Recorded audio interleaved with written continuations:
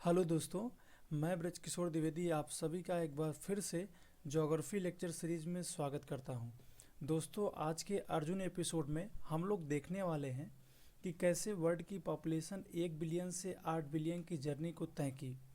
जी हाँ दोस्तों, आज की तारीख नवंबर 15 यानी 15 नवंबर बहुत हिस्टोरिकल डेट है in terms of population studies. क्यों? क्योंकि according to world population prospects report 2022 के हिसाब से आज ही वर्ल्ड की पॉपुलेशन 8 बिलियन की संख्या को क्रॉस करेगी। जी हाँ, 8 बिलियन की संख्या को क्रॉस करेगी।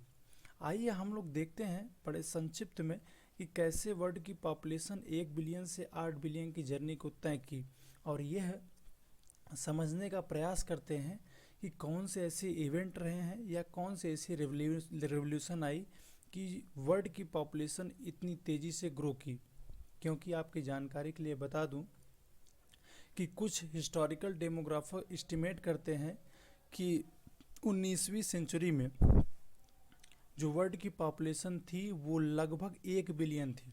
जी हाँ, सन 1800 से जो वर्ल्ड की पॉपुलेशन थी बहुत तेज़ी से ग्रो की।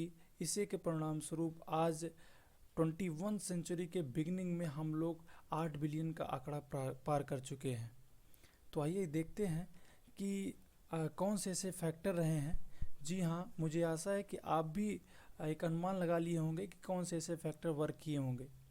1750 का दशक इंडस्ट्रियलाइजेशन के लिए जाना जाता है और उसी के आसपास इस तरह का राउंड फिगर आपको देखने को मिला वर्ल्ड पॉपुलेशन के ग्रोथ ट्रेंड में।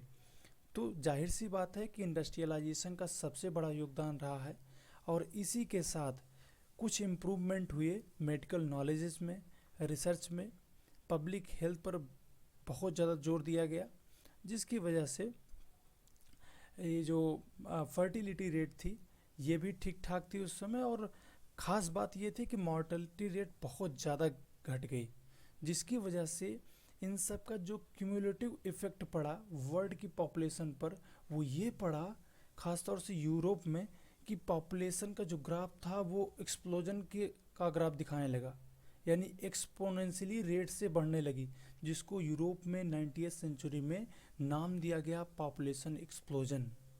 जब जो पॉपुलेशन ग्रोथ का ग्राफ है एक नॉर्मल ट्रेंड से चल रहा है, और जब एकाएक किसी एक इवेंट के द्वारा या एक रेवोल्यूशन के द्वारा बहुत तेज़ी से बढ़ती है पॉपुलेशन, उसी को नाम दिया जाता है पॉपुलेशन एक्सप्लोजन।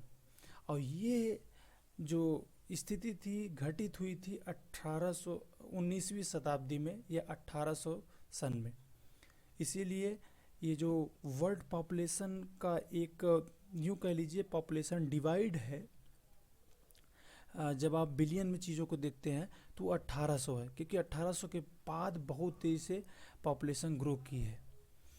आइए देखते हैं कि इसका क्या परिणाम हुआ। परिणाम ये हुआ दोस्तों कि 1 बिलियन पहुंचने में 12,000 वर्ष लगे, और उसके बाद 1800 से 1928 यानी 128 साल लगे इसको दुगना होने में, यानी 1 बिलियन से 2 बिलियन होने में, 2 से 3 बिलियन होने में मात्र 32 वर्ष लगे, और 3 बिलियन से 4 बिलियन होने में मात्र 15 वर्ष लगे। और आप देख रहे हैं ना ग्राफ में कि कैसे 1 बिलियन से 2 बिलियन पहुंचने में जो समय लगा उससे कम समय लगा 2 से 3 बिलियन पहुंचने में। और जी हाँ, 4 बिलियन से 5 बिलियन पहुंचने में मात्र 12 वर्ष लगे, और 5 बिलियन से 6 बिलियन पहुंचने में अगेन 12 वर्ष लगे, फिर अगेन 6 से 7 बिलियन पहुंचने में 12 वर्ष लगे, और इस बार यानी जो 8 बिलियन पहुंचने में लगभग 12 वर्ष लगे, 1 महीने कम है। यह बहुत खास हो जाता है कि हम सभी पॉपुलेशन स्टडीज़ के स्टूडेंट इसको क्रोनोलॉजिकली डिस्कस करें और ये समझने का प्रयास करें कि कितना कंट्रीब्यूशन है इंडस्ट्रियलाइजेशन का, जो आज तक हम लोग देख रहे हैं वर्ल्ड पॉपुलेशन ग्रोथ ट्रेंड में। क्योंकि आज की पॉपुलेशन बढ़ तो रही है, पॉपुलेशन साइज तो बढ़ रही है, बट जो फर्टिलिटी रेट है वो लगातार घट रही है। यानी जो फर्टिलिटी रेट का जो ग्राफ है वो डिक्लाइनिंग है, रिडक्शन की तरफ है। तो इसके क्या कंसिक्वेंसेस हो सकते हैं, इसके क्या कॉजेज़ हैं, इन सब को हम डिटेल में सीखेंगे इसके नेक्स्ट वीडियो में।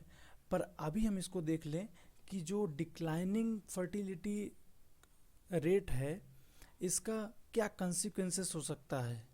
जी हाँ, कुछ कंट्रीज जैसे सब सहारा अफ्रीका की कंट्रीज़ हैं, एशिया की कुछ कंट्रीज़ हैं, लैटिन अमेरिका में ख़ास तौर से वहाँ पर जो फर्टिलिटी रेट है वो डिक्लाइन हो रही है, जिसकी वजह से वहाँ की जो वर्किंग एज पॉपुलेशन है उसका शेयर जो उस पर डिपेंडेंट एज पॉपुलेशन है उससे कहीं ज़्यादा हो रहा है।